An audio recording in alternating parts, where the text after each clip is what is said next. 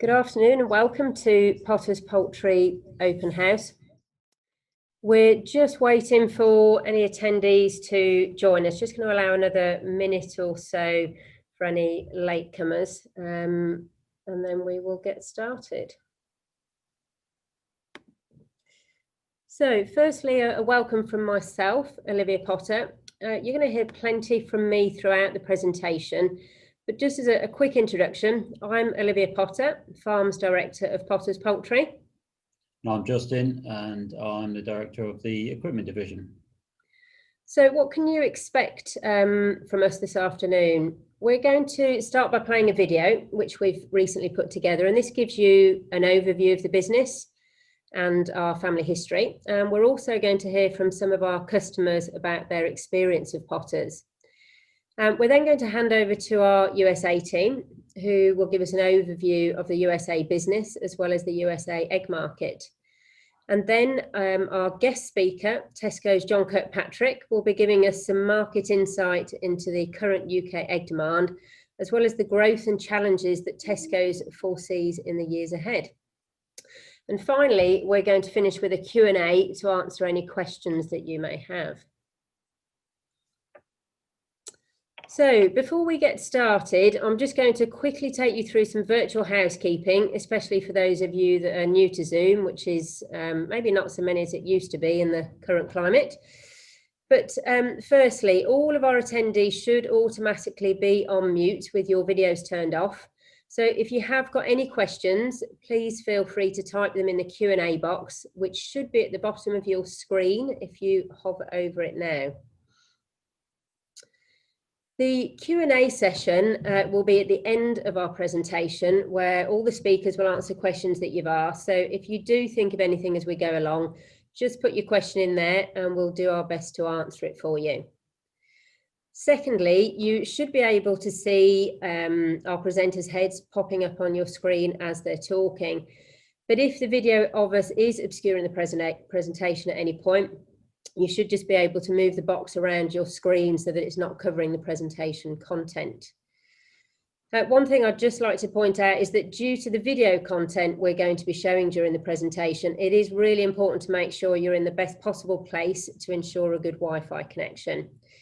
However, please don't worry, because if for any reason you do struggle seeing some parts of today's open house, there is going to be an opportunity to see it on our YouTube channel from this Thursday. And finally, for those of you that do use social media, please feel free to follow us using the handles that are on the screen now. And if you're on Twitter, it'd be great if you'd like to get involved in conversation using the hashtag #MeetThePotters. Before we get started, I'd really like to thank all of you for taking the time to join us today. As you may be aware, like many businesses, we've just come through a really tough time, but are now focusing on the future. In the current climate, as you probably appreciate, it's just not possible to have people visit at the moment. So what we've decided to, and that's why we've decided to host today's event, throwing open our doors effectively and welcoming you in to come and see what's happening at Potters Poultry for yourself. And what we hope to do is show you that Potters Poultry is a great business with passionate people, long-standing customers, and supplying great quality products into the UK poultry industry, but also with an exciting, growing international presence. So first of all, I'm delighted to invite you to meet the Potters.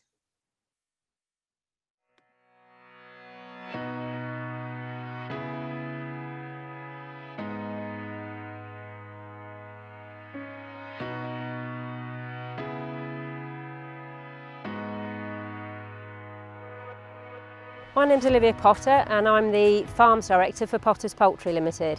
Potters Poultry is effectively a one-stop shop for free-range or cage-free producers, in that we're able to offer them everything they could possibly need for their free-range venture. In the layer sector, we offer equipment for conventional flat deck units, including single and two-tier nests, and then we've got a wide range of our aviaries, including the compact, open aviary, and then our most recent brand new Lomax aviary. On top of this, we also offer an extensive range of spares covering every eventuality for our customers and ensuring that their needs are met.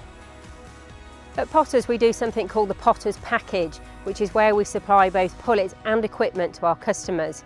Effectively, this becomes very stress-free for them because they've got one less supplier to deal with, and ultimately it gives them a really high level of customer service right the way through the project and beyond. The most important thing to us is looking after our customers and ensuring that we meet their needs in any way that we can, whether that be rearing pullets for them or an equipment install, so that we're there at every step of the way to ensure that they get the best out of their pullets or equipment. The majority of our rearing farms are company owned, and the handful of contract rearers that we do use are all owner operated. This ensures that we get a really high level of management across the board, which is reflected in the consistency of the pullets that we deliver. Potters are the only independent UK rearer that actually have Avery rearing facilities, which undoubtedly sets us apart from our competition and offers the highest level of welfare there possibly is.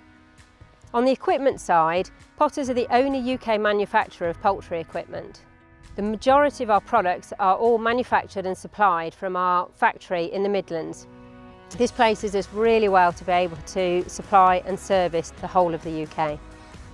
At the heart of Potters, we are still essentially a family business, but we have an amazing team of people that make things happen on a daily basis. Potters is so much more than just my brother and I. Its continued growth and success will be driven by our dedicated and loyal team.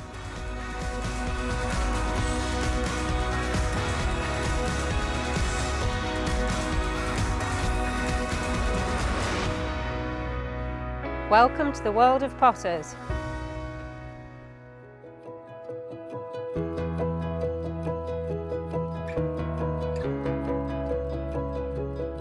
So Potters started from very small beginnings back in the 1930s, and it was started by my grandfather, William Potter. But back then the focus wasn't as much on poultry, but actually more on dairy cows. And it was a number of years later that my father, Ron, and his brother, Ken, came into the business and took it to more of a commercial level, focusing on large-scale pullet rearing and eventually into the manufacturing of poultry equipment. In the 1950s, my father and his brother started to rear pullets in a commercial sense, but it wasn't until the 1960s where they began to design and manufacture rearing equipment. This stemmed from a frustration that the equipment at the time really wasn't of suitable quality. It was later that they developed a range of cage layer equipment, but it was in 1983 that we started to venture into the free range market and our first range of Avery nests were developed. My father was hugely ahead of his time when in 1990 he designed and introduced the first Avery laying unit into the UK. Unfortunately at the time, this system actually failed due to us not getting the rearing of the pullets right. But this is something we've certainly learnt from over the years and have fine-tuned what we do. 2009 saw the introduction of our range of Avery equipment, and it's since then that we've introduced several other items to the range, which now include our compact, open and more recently our brand new Lomax Avery.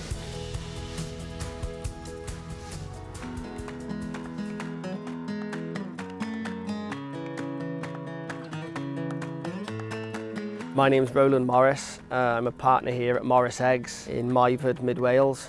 We have 64,000 birds free range at the moment, supplying eggs to Stonegate, and expansion of another 32,000 Clarence Court for end of this year. We went with Potters Poultry first in 2010 due to the commitment they would give to us as a new producer. Didn't know a lot about the industry at the time. Potters offered very good backup service and a lot of help for the new producers going into the industry. And since doing that, we've carried on with Potters and everything's gone to plan. I'm Rob from Forest East Farm Eggs in Carmarthen. We first got started in 2006 where we sold our dairy herd and set up free range egg production. We've been a customer of Potters Poultry since January 2016. We first chose Potters Poultry with a last minute order and they were able to react very quickly. The key differential with Potters, we believe, is how much we focus on welfare. 5 years ago we introduced the premium rearing Avery to the UK. Birds are better placed to go into laying Avery systems. They're trained from a very young age so that when they transfer to our customers, they literally, as we would say, hit the ground running. We've continued to use Potters for the last 10 years, generally because of the reason they've looked after us from day one. The system's always been good, never had any issues, and we've always had a good average performance. We've continued to use them primarily because of the service and the quality of their pullets. We certainly experienced less floor eggs with Potters pullets, and I believe that is due to the environment they are reared in. So yes, I found the multi-tier reared birds far superior than the standards already, and birds are only 27 weeks of age. You know, there's six eggs per bird difference between them at the moment. I think Potters stand out from the rest due to their commitment to the industry, whether that's at weekends, late at night. You know, farming's a 24-hour job, and they're very good, always at the end of the phone. We definitely look to use Potters Poultry in the future, especially with the new unit coming online. My brother and I are really proud of the fact that we're third generation farmers. To see the business grow from the small beginnings of a small scale dairy herd back in the 1930s, and now we're excited about seeing that next generation come through in the coming years.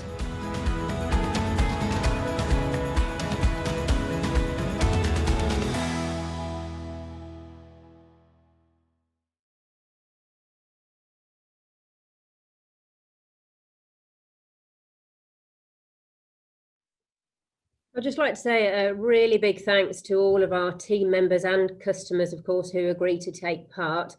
I think it would be quite fair to say that some of our team were a little bit less enthusiastic than others. As you can see, we're a big family at Potters that prides itself on providing a great service to our customers. So in 2010, we expanded our operations to the USA, and this was because we recognised the huge market potential with their need to transition from cages to cage-free production. And at this time, the UK had already been operating free-range production for about 25 to 30 years. So Potters had built up a huge amount of experience and knowledge that we knew would be beneficial to share with the USA egg industry. So I'm now going to hand over to Dan Wood, who heads up our team in the USA, and he's going to tell us about the USA egg market and the part that Potters plays within it. Hello, it's a very warm welcome here in Walkie, Iowa, and I say very warm because it's currently about 40 degrees outside, and I'm quite glad to be inside my air-conditioned office. If your geography is as bad as mine, I'm going to point on the map exactly where Walkie, Iowa is. We're in the Midwest, which is just about here on the map. Okay, so a little bit of background about the US egg market. Currently, there's about 340 million laying hens in the US, and about 25% of those are in cage-free. So cage-free here is your barn, free range, and pasture raised.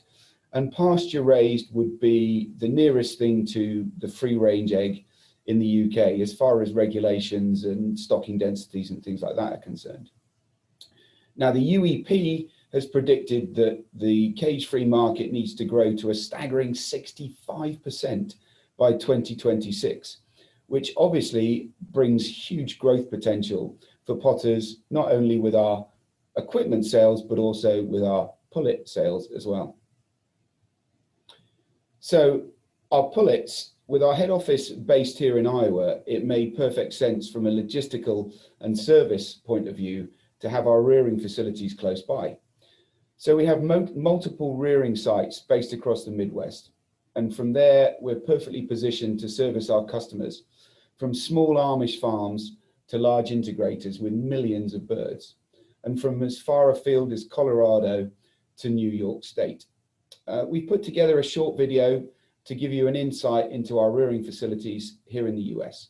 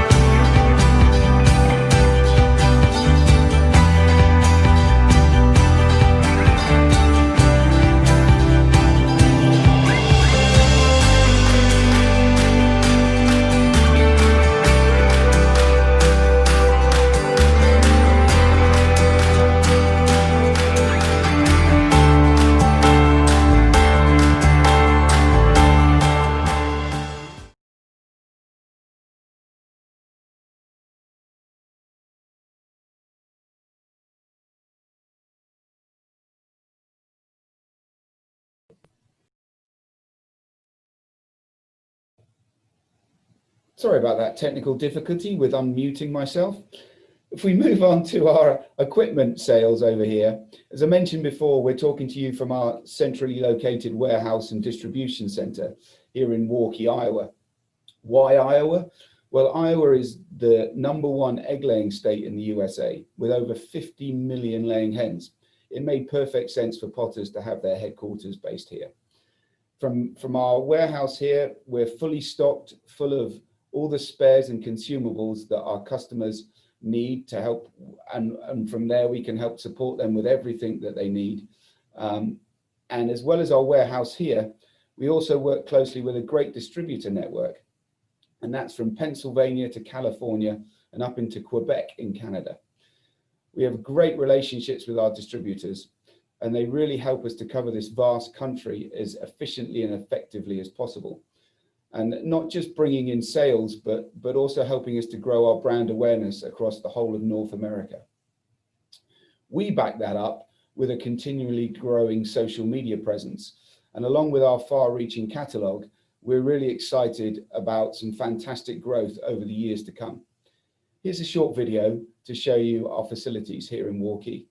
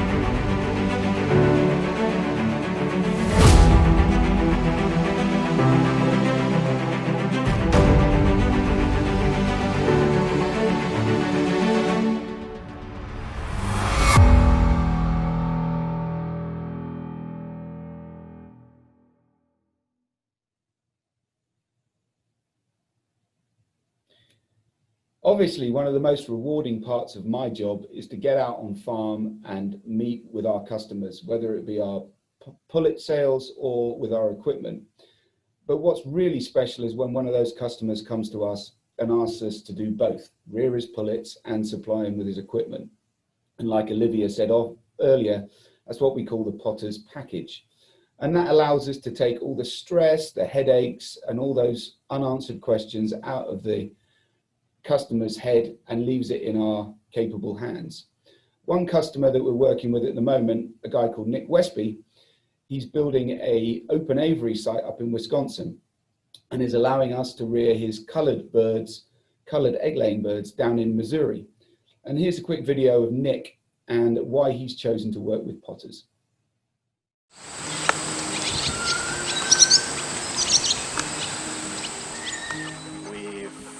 Never wanted to work with any other company because we just love the way that they treat us and the way they really care about us.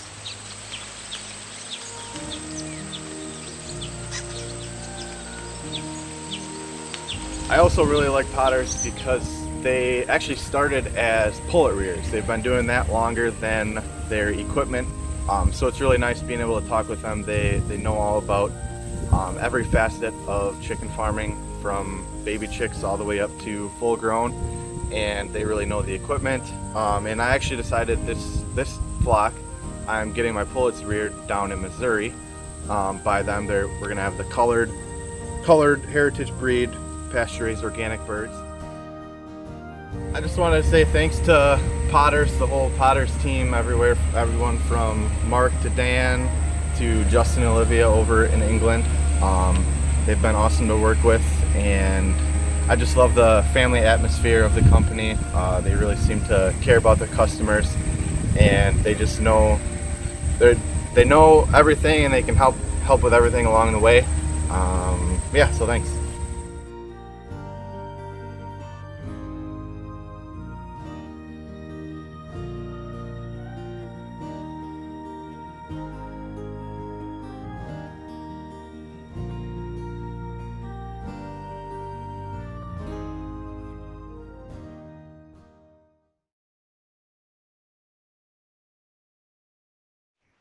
Thank you, Dan. That was really great, and I'm sure everybody found it interesting to see what we're up to in the USA. You'll be pleased to hear, though, Dan, that it's time that you can relax now, as we're going to hear from our guest speaker, Tesco's Agricultural Manager for Poultry and Eggs, John Kirkpatrick. Good afternoon, and thank you, Olivia. Absolutely delighted to be able to join you today for this event. My name is John Kirkpatrick. I'm Agricultural Manager for Poultry and Eggs at Tesco. I've been now with the business for over 5 years and have responsibility for obviously our global supply base, feeding in from Asia, South America and Europe. So if we look at our business is operating with 440,000 colleagues globally, and we're serving millions of customers every week in our stores and increasingly online. We've 80 million shopping trips now every week, and that's growing on a daily basis. In the UK, we're serving 66 shoppers every second, and it's our goal to ensure that those customers experience just a little better service every day. As you've heard Dan talking earlier on, customer is at the heart of everything that we do, and it's certainly it's an area that we share a lot with in terms of the Potters team. Next slide, please. So if we look at my responsibility, so I have responsibility, as Olivia has quite rightly said, for both avian species, eggs, and feed across both monogastric and ruminant livestock. In addition to that, I have responsibility for the Red Tractor Poultry Board. So I sit there and represent the retail sector here in the UK. And I also have the very great pleasure of mentoring 3 young professionals, both in the poultry, both in the laying industry and the broiler sector. So what's the vision? I think, this is a really important piece right now. We're facing as an industry, whether it be agriculture, whether it be total food, huge challenge. And I think our vision is very clear. It's a food and farming sector that generates value right throughout the supply chain. And I think it's underpinned by 3 clear deliverables: sustainable, affordable, and healthy product for customers. But it's all about our collective success. And I think this is one key thing that we've got to think about as farmers, as packers, and as retailers. A sector must be environmentally and economically sustainable to continue to keep our customers engaged. The agenda is continually moving, and for us as a responsible retailer, we need to ensure that our supply base is just that. I think we've talked around affordability, and that's now going into what we know is going to be a very deep recession here in the UK is going to be even more at the front of mind of our customers. But we also need to improve in all of this the nation's health, and that is one of the big societal challenges here in the UK. So what's happening at Tesco? I think it's a really interesting time for us. We're in the midst of actually some big pieces of work. I think some of the key call-outs are our new stores, both here in the UK, both Express and in our estate, which is soon to be sold in Thailand. I think one of the big call-outs for us right now is the growth in online. We've gone from 600,000 online shops per week to an excess of 1.5 million. The ambition is to grow to 1.8 by the end of the year. So we've seen significant shift from our traditional bricks and mortar estate to online. And I feel this is a huge element, a huge, I think, opportunity for the egg sector going forward, as we look for healthy, sustainable, affordable product for customers, which is convenient. And then if we look at our food service side of the business, we're building on that merger with the acquisition of Best Food, which some of you would know obviously supplies Kentucky Fried Chicken, with adding at a further 1.1 billion of additional food service sales this year. So let's talk about eggs. I think it's a really interesting time for eggs here in the UK. And I think it's, for us as a business, a very interesting time. As many of you know, we have committed to exit colony cage, both on shell and now ingredient as of last week by 2025. I think the key thing for us at the moment is entry demand for us is a significant proportion of the market. I see this as one of the key opportunities alongside both our free range and organic offer. Here in the UK, we've taken a slightly different route to other retailers. Many have gone down the route of an entirely free range offer and shell egg. We have taken a very different route in terms of providing that value tier for our customer, and a really important, opportunity to differentiate tiers in terms of a good, better, best proposition. So for us, Barn will now be our entry tier as of 2025, with free range being our core, and then specialty and organic being our finest tiers. But if we look at where the market's going, we're in a very interesting place. Entry has declined, but that has been driven by some retailers moving entirely to free range offer. But for us as a business, we see circa 25% plus of our total business being a Barn opportunity. And certainly as we move through the challenges of COVID-19, we feel that we will see more customers trading down the shelf back into that value egg as time goes on. And I think there will always be that demand for an entry tier egg. Next slide, please. So if I just contextualize the challenges for our American cousins, we are in one of the most competitive retail markets globally here in the UK. We have seen the growth of what I would describe as limited range retail, driving value out of supply chains. And for us, how we've mitigated some of that is by long-term strategic relationships with our suppliers. And built into that, and one of the key areas, is risk mitigation. So for us, that's about long-term relationships, leveraging our size, our scale, actually utilizing and managing risk with our suppliers through examples such as feed model, where we actually manage the commodity price alongside our suppliers to mitigate risk for our farmers, to allow farmers to be able to focus on the important things of managing flocks day to day. For us here in the UK, Brexit is looming, and our focus is in some key areas. It's being able to support our suppliers to be sustainable for the long term. And I think for us, it's been able to deliver that quality of product at continually competitive prices. I think I wouldn't be doing my job if I didn't talk about the disease risk to our sector here in the UK. And I know you in the US have been challenged equally as we have, both with avian influenza.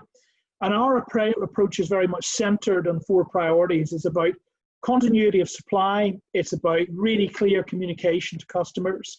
It's about really clear, unequivocal industry leadership, and being absolutely fair and transparent with our farmers. We move on to food safety. Again, this has been a challenge of late, certainly in the UK and in other areas of Europe. And I feel this for us is absolutely a non-negotiable.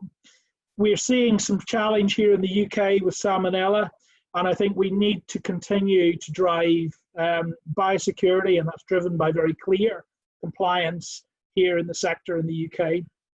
And again, hinged on standards. Again, we need to maintain and enhance those standards, whether they be animal welfare, whether they be food safety. The ethical side is becoming really, really important for us in terms of the people piece. And then environment, again, a big area where, for us as a business, we're spending an increasing amount of time moving the agenda forward. Next slide, please. So if we look at the future needs of customers, we have to cater for a very wide consumer demand. We have a very broad church of consumers who come into Tesco on a day and daily basis. But for us, core is part of a continued demand for an entry offer. I think we have been challenged as a business by many to consider an entirely free range offer.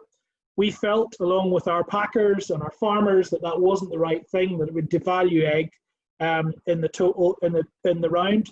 And for us, really, we need to maintain that entry tier offer. So there's a very consumer offering at Tesco, I think, but the core and the base entry demand for us is really important. And as we've talked, price at the moment is very important to customers. We're coming, we hope, out of the other side of COVID-19. We are seeing already, people on furlough here in the UK. We're already starting to see recessionary behaviour, but that shouldn't hold us back. I think we should continue to meet that price sensitivity, but also step on animal welfare as well. And as many of you know, as I've worked with many of you on the call, I have been a great champion of driving the standards here in the UK for our egg sector, which we can be very proud of. So if we look at moving, and this is one of the big challenges that I face over the next 5 years, is moving the conversation out of what I would call colony cage production and into barn. So for us, it's about a sustainable, efficient production of egg. And really, at the end of the day, as we've discussed, it's about meeting our customers' needs and very much maintaining that value proposition for customers, which is really important. So barn egg will be our entry tier offering as of 2025. We are currently in the midst of quite a significant and very ambitious conversion plan with some of our suppliers, which is ongoing with the view to having our entire estate converted both for Tesco own brand shell egg and now ingredient egg as of last week by 2025. So if we look at some consumer research, and there's some really interesting facts and figures here at the moment, but there is some ambiguity over production methods. Customers are confused, and I think the more we explain about the production systems that our eggs come from, the more confusion we seem to drive within customers. So I think really clear, unequivocal messaging is really, really important right now from both the agricultural sector and from industry bodies to be really clear about how eggs are produced, that it's a healthy, sustainable, affordable protein for customers. I think, we've talked around consumer demand, and, they are varied, from customers who want entry tier all the way up to organic product right at the top. I think we've seen significant growth here in the UK of free range, and that is giving consumers that halo effect and seems to be the main growth area currently here in the UK. But the entry shopper mustn't be ignored. I think the entry shopper is really important. And I think this is where the battle is won or lost. I think, customers are here in the UK not maybe as loyal as we see in other areas. Customers will switch between retailers. And I feel this is where certainly there is an opportunity for retailers to do a really good work and attract customers into their estate. And I think for us, this is an area that we feel is really important to our customers right now, to be able to retain that footfall of customers and be able to give them a sustainable, affordable offer for the long term. So where are we going? If we look at the sector is in significant growth. We are £1 billion category now here in the UK. We're seeing very significant growth in terms of who those buyers are. We're seeing an increased frequency of purchase up 2.5%. We're seeing eggs per trip up 0.5%. The challenge here in the UK has been value. And I think, that for all of us, whether we be in retail, whether we manufacture, food service, or indeed agriculture or packing, has been a huge challenge here in the UK, driven predominantly by limited range retail. So what are the trends at Tesco? Well, some really interesting key watch outs for me. I think the egg category, is being affected by macro trends. Health, online, convenience, and trading up are some of the key areas. But if I just dig a little bit deeper into them right now, I feel there is a really good message in terms of health to talk to customers about, in terms of how eggs fall into a balanced diet. And we are increasingly dialing up this message to customers.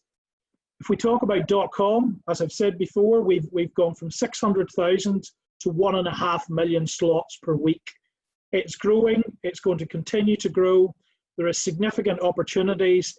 And again, that's about, you know, being able to deliver a really good offer for customers, again, hinged on the convenience piece. You know, customers are time poor. So for us, it's about being able to deliver that safe, affordable shop for them on a weekly basis, right to their doorstep. Convenience, again, we've seen a huge growth in opportunities such as microwavable products, egg pots, and liquid products. And I feel this is where the market needs to go to be able to utilize second quality product more effectively and use those contracts whereby all egg contracts are actually more effective to be able to keep that cost, you know, that cost price, that cost inflation down best we can. And then if we look at trading up, you know, we are seeing customers trade up to higher welfare. More premium sectors such as free range and organic and specialty have seen growth. I think the big challenge in the next 12 months is where do we go next?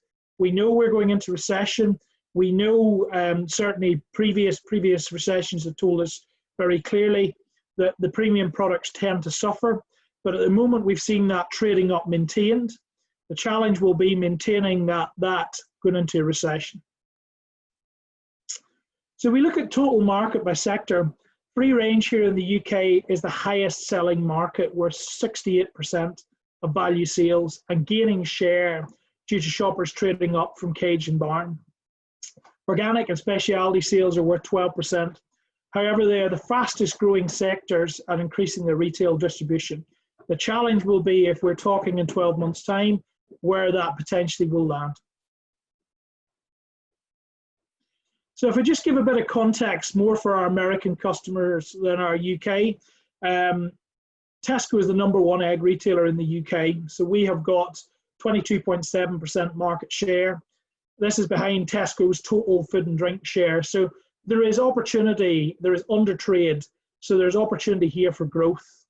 I think if we look at where the discount retailers and Iceland over-index in eggs, this is very much focused on colony egg. And I think what will be very interesting is to see where those businesses go post-2025. So in summary, I feel the egg sector is well placed to deliver for customers. I think key areas such as quality, value, and innovation at service level are really, really important to our customers right now, and they continue to drive significant volume increases here in the UK. I think we must remember we are in one of the most competitive retail markets. You know, for us as a business, long-term strategic relationships and risk mitigation will be really important today, tomorrow, and in 5 years' time. So for our business, these are really key pillars of priority. Strategies, obviously, in collaboration with suppliers to take volatility out of those supply chains are then allowing suppliers to focus on the key pillars such as food safety, quality, and efficiency. And cost is forgotten about because ultimately it's mitigated by a model. Again, as I've talked about, you know, food safety for me at the moment is one of the key non-negotiables. And again, I feel it's a watch out here in the UK right now. We must continue to drive those high levels of biosecurity and ensure we drive compliance across the sector. And again, that's underpinned by robust agricultural standards, challenging those that don't comply and actually engaging with external stakeholders such as NGOs, which have helped us to continue to deliver for our customers in the long term. Thank you very much. Huge thanks, John. First of all, for joining us today, as I know you should be enjoying your holiday. But yeah, to say there was some really great insight there. I think one of the things I found really interesting was to learn that Tesco's have got over 1,500 farms within the egg sector under their responsibility. I wouldn't have appreciated it was that many. And also to realise your significant market share. So yeah, it's now time for quick Q&A. Yeah, first of all, thank you for sending questions in as we've been going along. So just bear with me while I go over to what you've been sending through. First question I can see, and Dan will love me for handing this one straight over to him. Tyler is asking us, Dan, how often do we weigh our birds?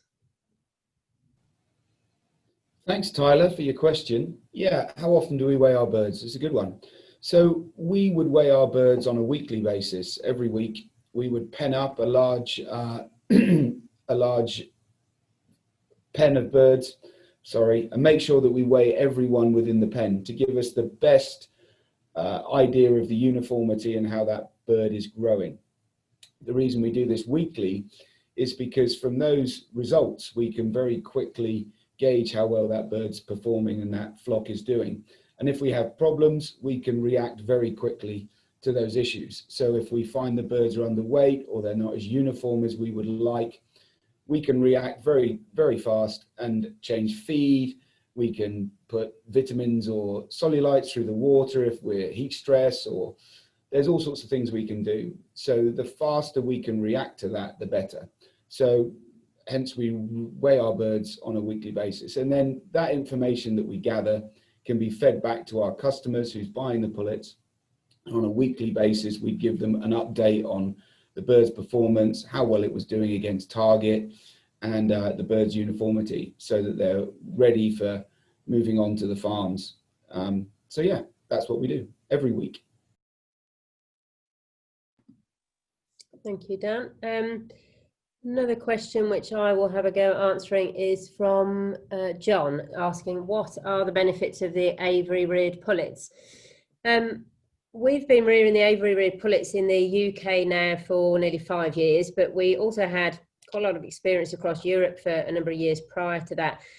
And the main benefit that our customers have consistently seen is about 5 to 7 eggs per bird more.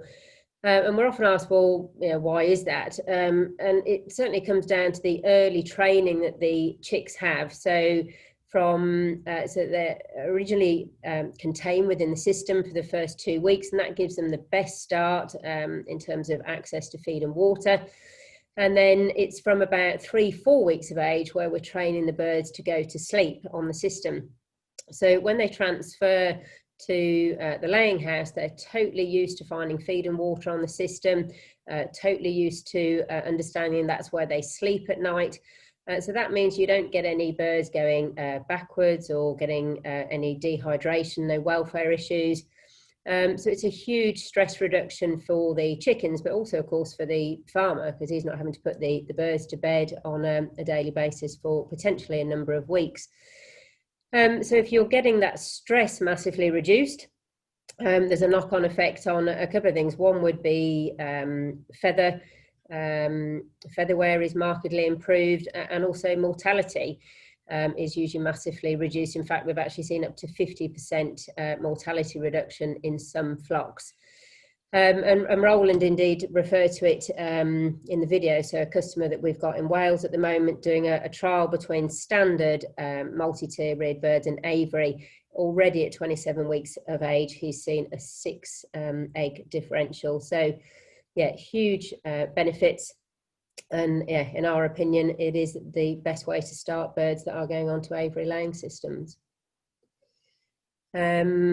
I've got another one off Jeremy, which I'm going to direct towards Justin, which is a question that we do often get asked, actually, Jeremy, by customers when considering us against what else is in the marketplace, which is, why do we use wood instead of metal for our nests? I'd say there's two main reasons why we do it. It's all about comfort and being attractive for the birds to go in, and that's hinged around its thermal properties. So wood has a very stable thermal property, so the wood it stays the same temperature day and night. So when the birds go into their nest in the morning, if it's been a cold night, the nest isn't cold and therefore unattractive to the birds. And also the noise inside the nest also can make it very unattractive, particularly metal nests when you've got birds pecking on the side of the nest, making a lot of noise. Birds like a private, quiet space to lay eggs. And it's also an extremely durable product. So we've got nests out there, over 30 years old now, still going strong, still standing up to everyday use and standing up to getting washed with pressure washers once a year. So yeah, it's been tried and tested and worked very well for us. John, I've got a question here, which has actually come in anonymous, which is saying, what uplift has Tesco seen as a result of COVID? So if we look at the UK market, we actually saw mid-COVID a 35% increase in our total egg volume. Obviously demand far outstripped supply. With our current 4 incumbent packers, we actually had to add 4 additional egg packing businesses to our total egg pool to be able to meet with demand. And I'm delighted to say that those 4 businesses did an excellent job at actually supporting our business in a real time of need. I think, what COVID has really taught us is that, the egg industry is valued by customers. Again, as I've talked previously, a very affordable, sustainable protein in the eyes of consumers. And I think, for us, customers have really fallen back in love with eggs. It's that very convenient product that customers just can pick up and cook anything with. And I think, credit to our suppliers in what has been an extremely challenging year. They have stepped up and they have delivered. Thank you, John. I've got another COVID-related question, but this one is for you, Dan, saying what effect has COVID had on the US egg market? So as far as moving around or how it's affected people's consumption of eggs, from my point of view over here, I guess the same challenges are being faced back in the UK. We all have to wear masks when we're going out and about, and when we want to visit farms, we're being very selective about where we go. So those challenges are real, and obviously the country that we're covering here behind my head is a vast country that usually involves a lot of plane travel, and we're trying to cover as much of it as possible in our road vehicles, which is challenging in itself. How has it affected egg sales? I would have said exactly the same as the UK, in that they've seen great uplifts in the retail sector. But then we have had challenges in the food sector where all of the normal food places have been closed. So all your restaurants and places like that. So there's definitely been a shift, or they're working to shift that egg out of the food service sector across into the retail sector, which is challenging because, we've got white egg over here, predominantly white egg over here. And a lot of the cage-free egg has moved into brown egg production. So there are challenges making that happen, obviously, and the regulations that go along with that as well. So I'm sure it's been challenging for them, but they're working very hard at it. And we as a team will support them any way we possibly can. Thanks, Dan. I've got a slightly more light-hearted question, which definitely isn't COVID related. This is from Robert, and I'm guessing Robert might be in the US because he's asking, what is the significance of us all wearing yellow wellies in our video? Obviously safe to say, Robert, that we're not going to win any fashion awards. But this is because Potters are really proud to support something called the Farm Safety Foundation. And they've got 2 key focuses, which we feel are very akin to what Potters are passionate about. One is farm safety, and one is mental health awareness. And the reason we think it links in very well with what we do is that all of our Avery equipment is able to be managed from the ground.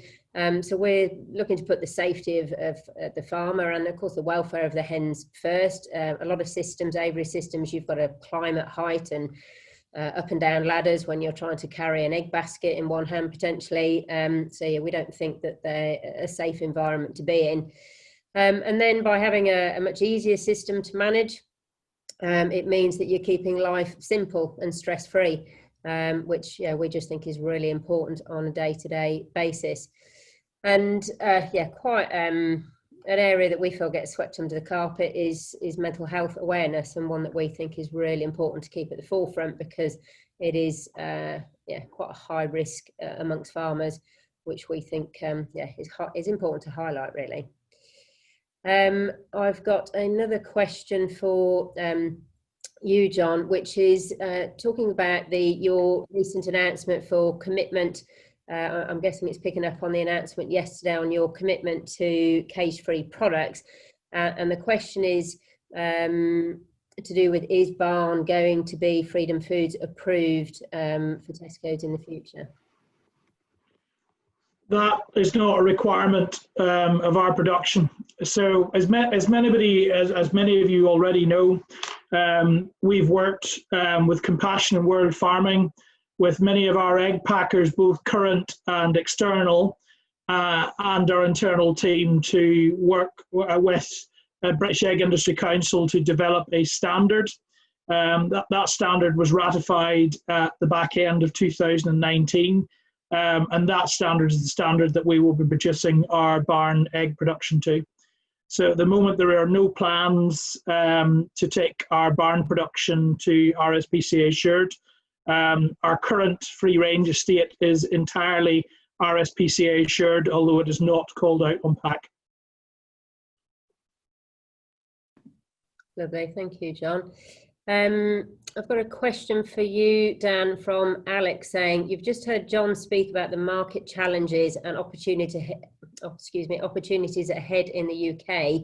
How similar or different is this in the USA?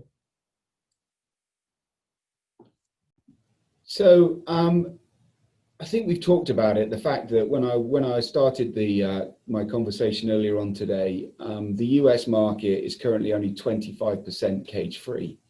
And they want it to be about 65% in a short space of time. Now, the UK egg market has kind of transitioned through that already with the cage ban and with the market share of free range that John's already talked about being far greater than it is in the US. So we're kind of doing that transition thing that we've done in the UK already. And hopefully with the experience that we've learned in the UK, we can help to share that here in the US. So all those things, those challenges of what do we do with surplus free range when everyone's put money into it and expanded the free range market to take up the slack on the cage, and then you end up cascading your free range egg into cage. And it's all those sorts of challenges that the US now face to, I guess, get to the point to where we are now in the UK, sorry. And the only difference really is that the barn egg market is alive and well here in the US, and there's far better customer awareness of it. And I think that's a challenge that the UK faces now, and John will, I'm sure, back that up in trying to re-educate the consumer about what a barn egg is and how that fits into the marketplace below the free range offering that you have in the UK. So there's certainly similar challenges that you face in the UK, but I think we are a little bit behind where you are in the UK as far as your market is concerned with cage-free egg. Thank you, Dan. I've got two questions that sort of a little bit related maybe, John. So I've got from David, what is the Tesco view of white eggs? And then they're asking me to comment on availability of white pullets, which I'm doing in a moment. And there's a question from Lucy, which is just literally, and how committed is Tesco to providing only British eggs? So white eggs and British egg. Yeah, I can answer the British one first. 100% of our shell egg in our UK stores is British, of which I am extremely proud. And if we talk around the white piece, we have now got white eggs in our stores here in the UK, as some may have seen on the call. And I think this is one of the learnings from COVID, if that's what we can call it. A significant, as Dan quite rightly said, he's talked around the food service piece. McDonald's here in the UK closed down. They predominantly a demand for medium white egg, and that demand just stopped overnight. So we decided alongside our packer, Noble Foods, to work with them to utilise that white egg to great effect. And the customer response has been really good. I think customers have really engaged in it. They've been really positive. I think there have been some questions around adulteration of product from customers, but once you start to talk customers through the fact that white eggs come from white hens, and the sustainability story, a bird that holds its feather well, is less aggressive, in some instances is not mutilated in terms of a beak trimming, has got better longevity, lays for a more persistent period. This bird has a lot going for it. And I think my commercial director and I have had many a conversation about how we increase it. And I'm really pleased to say that the national flock for us, for our Tesco supply, will increase to 10% as of the back end of this year. So white egg is here to stay. Now, it's going to be very interesting to see, once things settle down after COVID, whether customers continue to buy it. But the early signs of the market say yes, they will. And the customer feedback has been amazing. So I think, for us, we feel there's a huge opportunity with white egg. And again, with some of the commitments that are being made on egg ingredient, this actually plays a really important part. Thank you, John. The second part of David's question to do with white egg was asking me about availability of white hens. So there certainly is good availability now, and we're actually rearing a number of flocks for Noble for eggs to go into Tesco's at the moment. So yeah, I think that availability has grown. I think the genetics have massively improved over recent years. So yeah, that's definitely a market that's positively moving forwards. And that possibly links in with a question from Alex Black saying, with regards to what John has said on market trends, how does this relate back to what your customers are demanding of you? So yeah, we are seeing a request for white egg layers, which we haven't done in a number of years, which is quite nice to see. And on the equipment side, certainly, with the increase in demand, there certainly are a number of new entrants looking to come into the industry. The biggest challenge at the moment, of course, is planning permission in many parts of the UK, and challenges with environmental permits, etc. A question from Federico to say, could you explain a little more about your Potters package and what it usually includes? So I will cover that one, which, so basically the Potters package is where we supply both our equipment and pullets to a customer. So whether that's birds going into a flat deck conventional house, which is tends to be what we do in many parts of the USA, or into an Avery. But the customer has the benefits of our support from the day the chick goes in to the day their old hen goes for processing. So it's ultimately ensuring that support package throughout. I would just add to that there is a benefit for the farmer having the Potters package, because if us as the equipment guys know that the pullet guys are supplying the birds, we get a real motivation to get finished on time. Yeah, that definitely always helps. A question from Mark says, in the USA, what we term pastured organic seems to be the highest standard in animal welfare terms. Is there something in the UK that parallels this? Do you think this egg market is going to grow similarly in the US? I would say probably it would still be organic here, Mark, that is in many ways deemed to be the highest welfare. I think we still differ on stocking densities, and I would say we still operate probably to a high level of welfare in many ways. One example I can think of is that we have to have enrichments within our barns, and that isn't necessarily a requirement in every state over there. But Dan may be better placed just to add anything to that if he's aware of any differences in particular. No, I agree with you, Olivia. You know, the pasture raised organic egg, that really is what Nick Westby is all about, that we're doing the Potters package for, would be the pinnacle really of egg production here in the US. And it's difficult for me to comment too much on the cage egg market, because fortunately for us with Potters, we work in the cage-free market. Well, not fortunately, but it's just the sector that we work in. So, and all the farms that I've been to working with Potters, being cage-free, have all been, you know, fantastic, great welfare, and the importance of that is paramount, obviously, to produce a good egg, as it is in the UK. So there are definitely similarities, but like you say, the regulations are always going to be slightly different. And the other challenge in the US is those regulations tend to change from state to state, whereas the UK is one country with all the same regulations. We do find that maybe Iowa might be different to Wisconsin, that might be different to California, that might be different to Pennsylvania. So it's difficult to set exactly one level and do a comparison. So, but certainly what Mark is saying about the pasture raised organic is a fantastically produced egg. And I'm sure Nick will do very well indeed. I'm just conscious we are running a few minutes over time, so I'm just going to finish off with one last question. It's actually from John, and I'm going to aim it to John.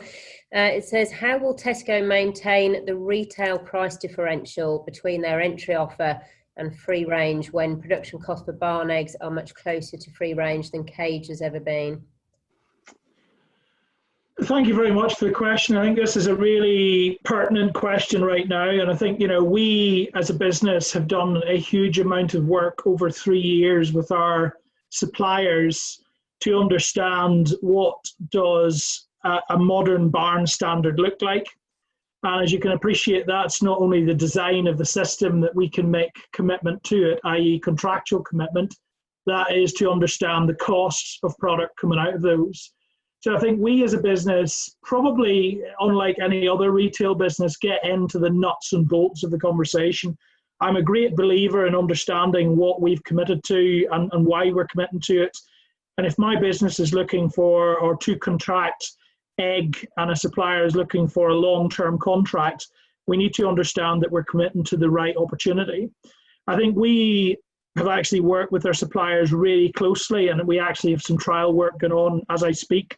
We've actually 3 depots supplying barn egg here in the UK. And we have open book models with our suppliers to understand exactly the costs of that product and what that will look like going forward. And I think what has been really interesting for me in all of this conversation is actually the KPIs. We've talked, and I listened to Dan answer that previous question. I think that there's a lot of what is perceived here by customers and what is perceived as farmers or by packers. What has really surprised me about barn and the barn opportunity is actually the cost of production and the opportunities there. And some of the opportunities there are significant. You know, we're seeing feed intakes as low as 115 grams per bird. I think for us, you know, there is a huge opportunity to maintain a value offer in the eye of the customer. It would be really clear there is an on-cost, but not as much of an on-cost as many consumers may expect or as many packers may expect. So I think we have done a significant piece of work in terms of due diligence to understand this as a business. And I think that has stood us as a retail business in extremely good stead. That's great. Thank you, John. Just to say, thank you to all of you for your questions, and a huge thanks for coming along to today's Meet the Potters virtual open house. Just like to apologise now for some of the IT issues at the beginning. Hopefully it proves that we are only human, and Yeah, we did have a rehearsal beforehand, but there we go. And it also proves it was live. For those of you that did log on late, if you did miss anything, we will be uploading Virtual Open House to our YouTube channel on Thursday, so you'll be able to catch anything that you missed. Ultimately, we hope it's given you a greater insight into behind the scenes at Potters and how we operate as a business. I'm aware that there are a number of questions that we haven't had time to answer, so we will do our best to get back to you. But also, if there's any more questions that you'd like to ask, then please do feel free to email. The email address is on the screen there, fairly easy to remember, hopefully info@potterspoultry.co.uk. Or if you go onto our website, you'll find our telephone number. So huge thanks again for joining us, and I hope you have a great evening in the UK, or indeed, if you're in the USA, enjoy the rest of your day. Goodbye from us. Thank you. Bye-bye.